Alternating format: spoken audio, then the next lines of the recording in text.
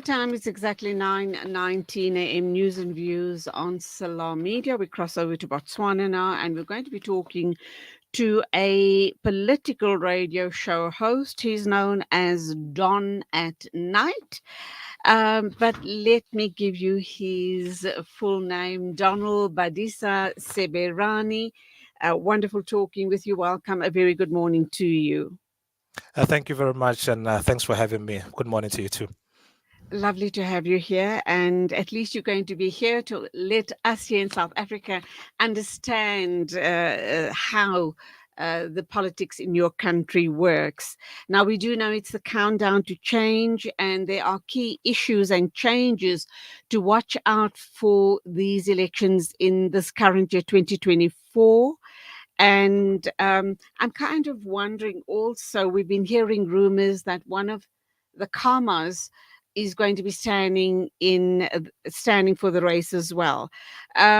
We also know that Botswana is known as one of South Africa's longest standing democracy. And of course, I'm sure there's lots and lots of hype, excitement, and hope for these upcoming elections. What are the expectations? What's the mood like on the ground? And also, my initial question around the Kama family. Thank you very much for that intro, Julie. I think one of the biggest things in relations to Botswana politics and elections, Botswana is going into its 13th election since 1965, when we gained our independence since 1966. We have seen one party, Botswana Democratic Party, winning elections since then.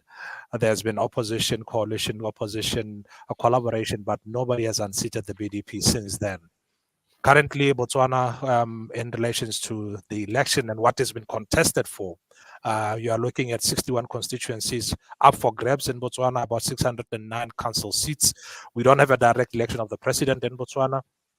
And the IEC, Independent Electoral Commission, those who are tasked to run the elections of Botswana, we're hoping that at least 1.7 million eligible Botswana over the age of 18 would register to vote. That target was literally about 80%, which was 1.3 million. They fell short of that 1.3 million registered voters, and we got about a little over 1 million voters. We, in the 2,808 polling stations across Botswana and about 46 across the world, we are anticipating a very hard-fought elections. Some of them, some political analysts are predicting a hung parliament, that there will not be an outright win of 31 seats to form a government. A lot of people are looking at another coalition of government of national unity like South Africa is. But some political parties are saying the opposition, because it's so different, it's so disassociated, they are not together as they were in 2019. This will be an advantage for the ruling party, and that will make them win elections again. So we are in a climate that is very interesting. There's no volatility around it. The campaigns are fair and free, with the exception of one or two issues here and there. But other than that, there has been quite peace and stability in relations to the campaigns, the launches of manifestos, launches of candidates across the country for more political parties. But in terms of the question that you asked me about the Kamas, look, the Kama and politics in Botswana, they are, fingernailed. There's always a Kama around politics. But this time around, there isn't anyone who's got a high-profile name of the Kamas who is contesting for elections. Remember, the first president of the Republic of Botswana was Seberane Kama. The fourth president of Botswana was Dr. Ian Kama. His younger brother, Tsegedi Kama, was also a member of parliament in the central district where they come from in Suruwe. But in this election, there isn't any power that Kama is. The former president, his only role that he's playing is to become a patron of a breakaway party from the ruling party called Botswana Patriotic Front. But other than that, there isn't anything. He is just helping the BPF to campaign across Botswana. Rather than that, there isn't any Kama, no name in the Kama family that is contesting for elections. Is that a disappointment for the majority of the Botswana people? because as I guess the whole world knows, that was a very strong family, very well known all around the world. That family, that name put Botswana on the map, so to speak. So is there disappointment that there isn't a strong enough candidate from the family to stand and lead the BDP party? The Khama family, in terms of politics, have disassociated themselves with the ruling Botswana Democratic Party. This is a party that the founding president of the republic formed as a Khama. His son became a president. His another son became a member of parliament and a minister of the Botswana Democratic Party. But remember this: the almost entire family has relocated out of Botswana. Even him, the former president. Ian Khama. He just came back from Botswana just about a month and a half ago because he's been on a self-imposed exile because there were charges that were laid by the government of around guns and corruption issues, but there hasn't been a case. He has actually called out the government to take him to task on those cases, but we haven't had anything. I don't know whether we are going to see the wave of elections pass, and that will come again. We are still waiting to see what will happen from the Director of Public Prosecution. So let's look at obviously the landscape and party dynamics as far as these upcoming elections are concerned. We also know that obviously Botswana has a very thriving and robust diamond mining industry. But having said that, there seems to be concerns around I guess, economic promises. And of course, like in the rest of the world, I'm not quite sure what's the situation in Botswana, but you can paint that picture for us. Is there's a high youth unemployment rate. Earlier on this morning, I spoke with Professor Adriano Novunga from Maputo, and we were discussing the outcome of the Maputo elections. And there again, he said to me that the youth unemployment rate is sitting at 47%. Here in South Africa, our youth unemployment rate is sitting in the mid 30s, I think. What's the situation like in Botswana, and how does the diamond industry, how does that then close the gap, not necessarily for youth going to become miners, but other opportunities that emanates from the diamond industry? A very interesting and timely question for our time here in Botswana. We have seen since April this year, some even call it since February this year, we have seen the slowing down of purchasing of diamonds worldwide, especially Botswana diamonds. Some are arguing that we are seeing countries, our neighbors like Namibia, that are still selling diamonds. Why not Botswana? Some also talk about it. Remember, Botswana has got a partnership with DBS, where we own 50% of DBS as a government, as a people. But we have seen that there has been a negotiation since of a deal that was made in 2011 between Botswana government and DBS in terms of ownership and partnership, issues of intellectual property, issues of polishing the diamonds, issues of value chain within the diamond industry, especially the Botswana diamonds. This has somewhat, the president, Dr. Mokgweetsi Masisi, has made this an issue of public. Some call it politicized it, and some think that this is the reason why we have seen the slump of diamonds in Botswana. This has affected Botswana a lot in the context of the coffers of government. We have seen the slowing down of employment in government. We have seen the cutting down of allowances within the public service and the parastatals. We have seen a whole lot of issues that are around money and finances in Botswana. But the president, when he was asked this a couple of times just in the last week, he said the government is not broke. So a lot of Botswana are thinking, is that the truth? Is this what we are seeing? Some are actually projecting that by January 2025, the country might be seeing we might be in trouble. The issue of unemployment, depending on which report you are looking at, the unemployment rate, especially amongst the youth, ranges from 18 to 35%. I was reading one document even yesterday coming from the World Bank. It was putting it at about 23.2.5% of unemployment in Botswana in 2024. So these are the issues that are there. Is there employment for the youth in Botswana currently? It's a no. There are many degree holders who are roaming the streets, who are not employed. There are many professionals who have since lost their jobs since COVID. They haven't recovered. I mean, Botswana as a tourist attraction country, we also depend on the issues of tourism. Since COVID, we can't safely say that the robust tourism industry that Botswana prides itself with is back to its normal self. I think this is where we are as a country. There were issues which we talked about. There has been, our reserves, international reserves, they have been literally almost been depleted as a country. We have seen the SACU revenue are low. Some are actually pointing to the fact that the president almost sometimes last year, he put a moratorium of imported fruits and vegetables into the country. Obviously, those fruits, when they're not taxed, it means only one thing. We don't have more money coming from the SACU collection kitty. And the tax collection in Botswana is very low. I think some analysts are putting it at 30 to 40%. And it is creating a huge problem for the country in terms of our finances. Like I said earlier, the issues of tourism also is a problem. Remember, we have been so much reliant on agriculture also as another funder of government and for taxes.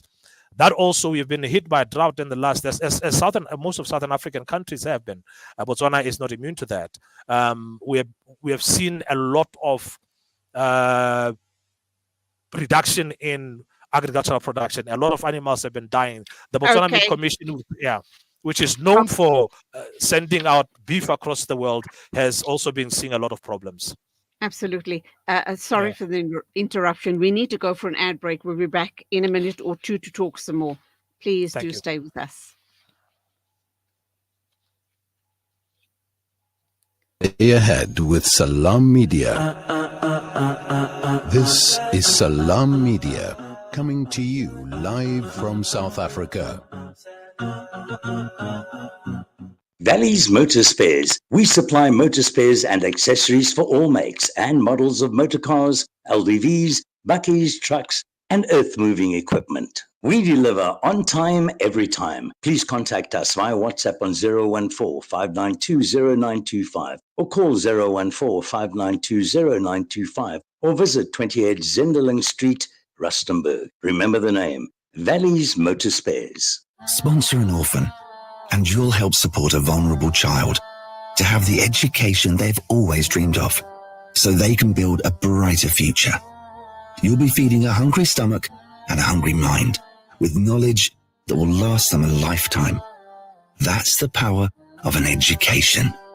Sponsor an orphan now with Islamic Relief.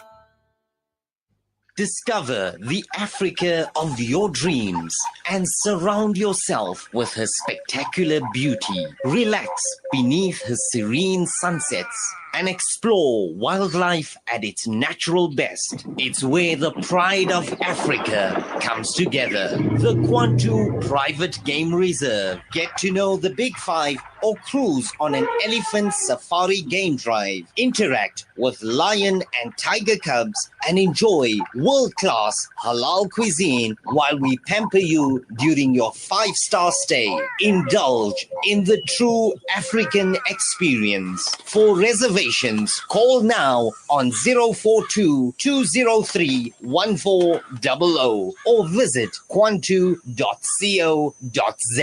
The Kwantu Private Game Reserve, the place of gathering. Dad, these Frymax chips are so tasty. Wow, that really takes me back. My dad bought me a Frymax chips every day after school. They were my favorite when I was your age as well. Quality is at the very heart of what we do, and that's why we ensure that every Frymax packet is filled with the beautiful goodness and flavor-packed taste that you've come to expect from us since 1982.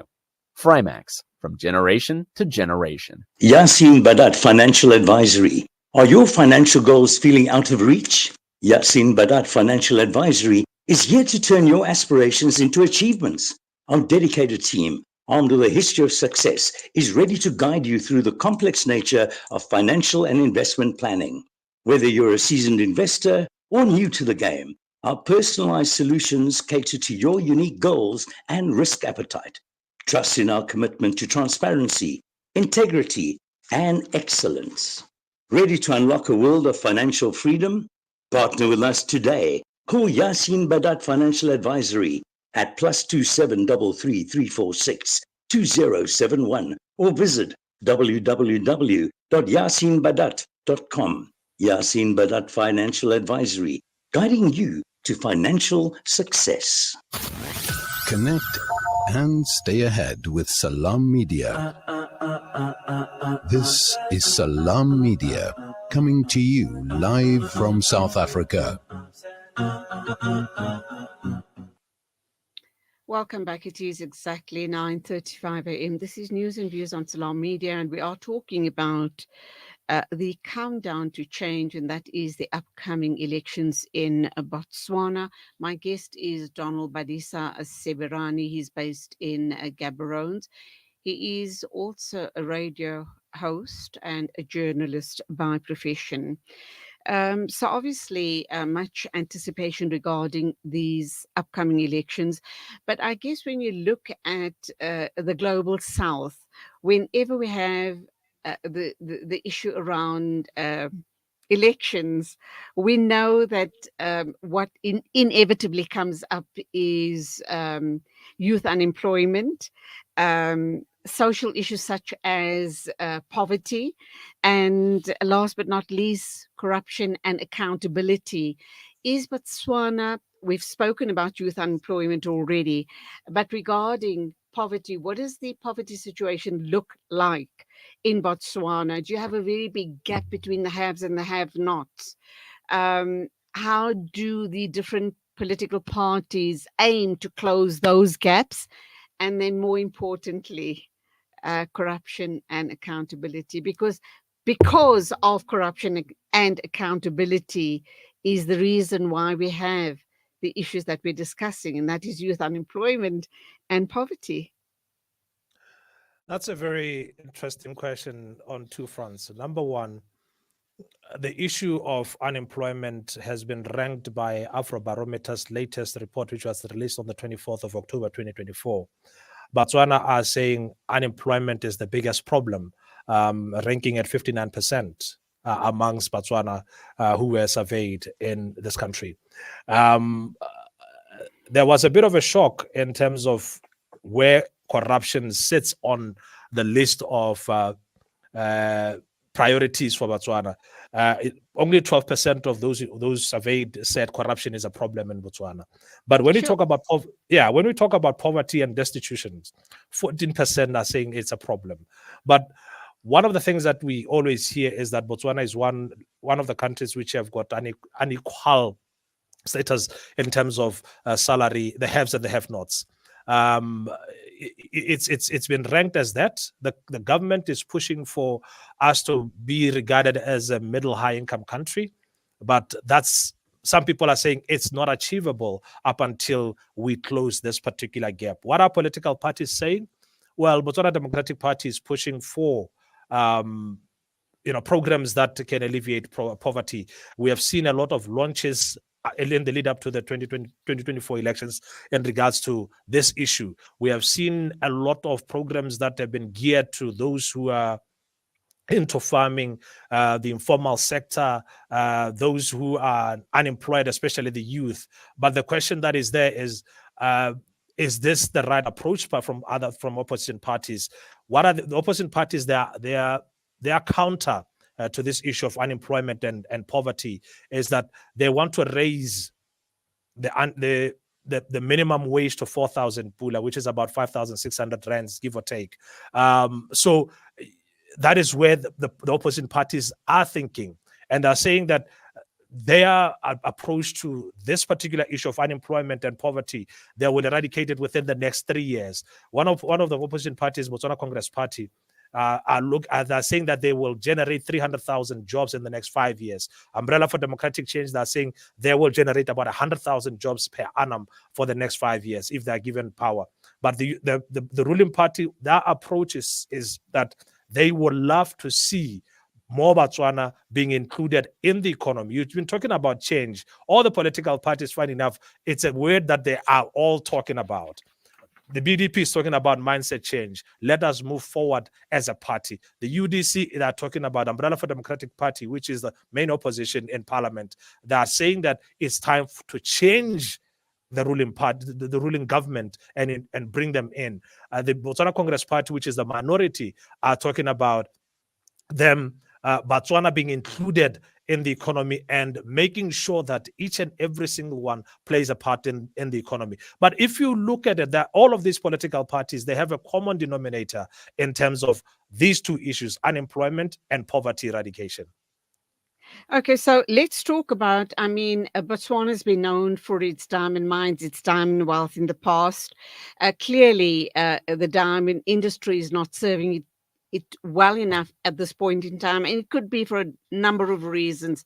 It could be the slowdown in global economics, supply and demand issues. It could also be corruption, which you are suggesting, and a lot of people in Botswana are suggesting that it's not an issue. The numbers there, the polls are stating that it's not a big concern. So it's time for Botswana to think diversification. You can't be reliant on your diamond industry.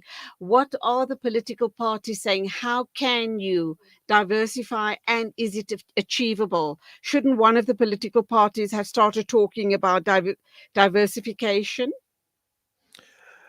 I'll start with one of the new entrants, a political party, which is a splinter, a breakaway group from the ruling party, which happened just before the 2019 general elections, a party that won 3 seats within the space of 12 months that of its formation, Botswana Patriotic Front. That's the party I spoke about that the former President Khama is a patriot of. They are looking at the diversification of the economy using agriculture as a strong base for that diversification. They have called the Botswana Democratic Party a failed system in terms of the diversification of the economy. They've said Botswana is 58 years old, but we are still discussing diversification. We've been so reliant on diamonds, and we've been warned about 25 years ago that diamonds in Botswana might run out. But still today, we are not seeing any diversification of the economy. The Botswana Congress Party, the minority party in parliament, led by the member of parliament for Maung West, Duma also speaks about diversification of the economy. They are talking about the tourism, bringing back the money of tourism into Botswana, because their belief is that 80% of all the bookings that are coming to the luxury hotels and luxury bed and breakfast in the Okavango deltas are not coming to Botswana. Botswana are not benefiting out of it. So they are pushing for that issue to be addressed in earnest if they were to take power. Umbrella for Democratic Change, led by Advocate Duma is discussing this from a point of view of, let us find a solution for mega factories in Botswana. They are saying that Botswana has got a lot of raw materials. It's time for us to start producing for our own. But even the ruling party, all of these things, all political parties are saying the same thing. The question is, why isn't this been implemented in the last 58 years? The question that is there is how, like as an example, talking about the diamond industry, DBS, they have come up with a policy called Citizen Economic Inclusion Policy, CEP, which put about 21 billion pula into the economy for only local companies. But I attended a workshop not too long ago, about a couple of weeks or 3 weeks ago, where the managing director of Botswana was saying, we are seeing fronting. Again, going back to the issue of corruption, these companies are not owned by Botswana. They are owned by Botswana in paper, but decisions are still made outside the country. We are paying these companies which are outside Botswana. So the question that is there is, did this work? This is the managing director of Botswana saying this in public. Yeah. So you're talking about the Netherlands and other such Western countries that have the majority shareholding in your diamond mines, and you're talking about industrializing, or one of the parties are talking about industrializing Botswana. And immediately what came to my mind is the Chinese coming in and helping you industrialize, but then you, at the end of another 10, 20 years, you're going to be sitting with a similar situation as you're sitting with De Beers currently. That's my comment on the situation. I'm going to hand over to you to wrap up in the next 2 minutes your thoughts, how you see the elections playing out, and the hope in the future for the people of Botswana. Look, we have 4 political parties which are strong. We've got the ruling Botswana Democratic Party, and they are saying that winning these elections. We've got the Umbrella for Democratic Change, the main opposition in Parliament, who are, through a coalition of different parties: Botswana National Front, Botswana People's Party, MELS, and Alliance for Progressives. They are saying they're taking power on the 1st of November 2024. We've got the Botswana Congress Party led by Duma and Saleshando. They have been pushing their agendas from beginning in terms of the readiness for elections. They are the first party to launch their manifesto. They are the first party to launch their candidates. And then we've got the Botswana Movement for Democracy. It's a small party. And then lastly, we have the Republican Party, which is another breakaway from the Botswana Democratic Party. And then the Botswana Patriotic Front, second time they're contesting for elections. The way people are looking at this thing, and I don't want to put my head on the block and say who's going to win, but I think because the Botswana Democratic Party, they fielded 61 candidates in all constituencies. Umbrella for Democratic Change, they've also fielded 60, I think 58, if I'm not mistaken. And then we have the Botswana Congress Party, which is strong in the northwest and the northeast of the country. Botswana Patriotic Front is more in the central of the country. The Botswana Democratic Party, they have members of parliament across the country. Likewise with the Umbrella for Democratic Change. But in a nutshell, what we are seeing in terms of the messaging currently right now is that all political parties, when you look at the rallies that are filled, each and every single one, doesn't matter where, and people are talking about this election from 2 different perspectives: the readiness of the Independent Electoral Commission to run a free and fair election. The Umbrella for Democratic Change, the Botswana Congress Party, actually is in court as we speak, calling out that the IEC should be fair and transparent in all that they do. The case is based on 3 principles. 1, that the IEC should publicly publish the voters' roll on their website. But the IEC is saying that they don't have a website, but I was on the IEC website yesterday. Then we have the issues that are around movement of the ballot papers after voting when the polling station closes. The BCP is calling the IEC that they want to have their agents in the cars transporting these ballot papers. IEC, they don't have that mandate. Their option is that if that can't happen, can we have our cars lead and follow this particular car? The IEC also is in 6 and 7s, and in terms of answering that. So there has been a lot. Even this morning, I saw there is a pressure group under the Umbrella for Democratic Change called Madibela Topo. Madibela Topo in Setswana basically means protector of the vote. They have just put up on social media, and I'll read it for you. Zimbabwean nationals are already in our cities, towns, and villages. They arrived in buses paid by our taxes. Ooh. They are here to vote for the BDP, just like they did in Mozambique for the ruling party. Take their pictures and videos to share with the nation. Warn them not to come near our polling stations. This is a narrative that's been pushed, that Botswana and the President Masisi's relationship with the Zimbabwean President Mnangagwa is a call for concern. They are saying that Zimbabweans have registered in droves to vote in Botswana's elections. This hasn't been, literally nobody has given us evidence to this, but this is a narrative that's been pushed by the Umbrella for Democratic Change. They're saying that they will not accept results up until they are certain that the voting process, freeness, people are free to launch, but the fairness is the question. Okay, that's where we have to leave it. And of course, I wrap up this interview with huge concerns around the IEC.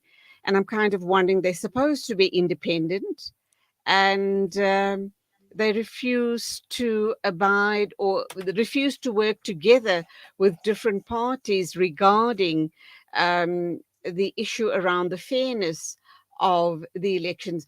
A simple gesture or a simple a request to have cars in the in front, leading and following, Yeah. just to ensure that the ballot papers do arrive at the destination untouched and Untempered. Yes, absolutely. Mm. So that's a really big question mark, but we're going to leave it there. It's been wonderful talking to you. Good luck. I hope that your elections are free and fair, and I do hope that the right man to take the country forward and the right party is elected. But wonderful talking to you, Donald Badisa Seberane. You are a radio host and journalist, and you are known as Don at Night on Duma FM. God bless. Thank you indeed. Julie, have a fantastic one. Thanks a lot for having me. It's been a pleasure. It is exactly 9:50. News and Views going to be wrapping up after our next interview.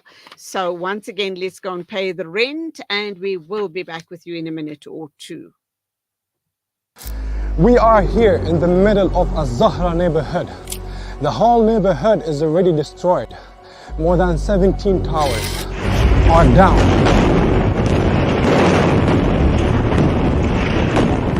Here, as you can see, the firefighters trying their best to help. The people are still under the rubble. A lot of the people. Join Hamza on his exclusive South African tour as he shares his personal experiences, never before seen footage, and powerful insights on the ongoing genocide in Gaza. This is more than just a talk. It's an invitation to witness Gaza through the lens of Hamza Sha'alan. Don't miss this opportunity to meet the photojournalist who brought Gaza's pain and perseverance to the world in its darkest moments. Follow Salam Media on social media pages for more on this tour and be part of the conversation.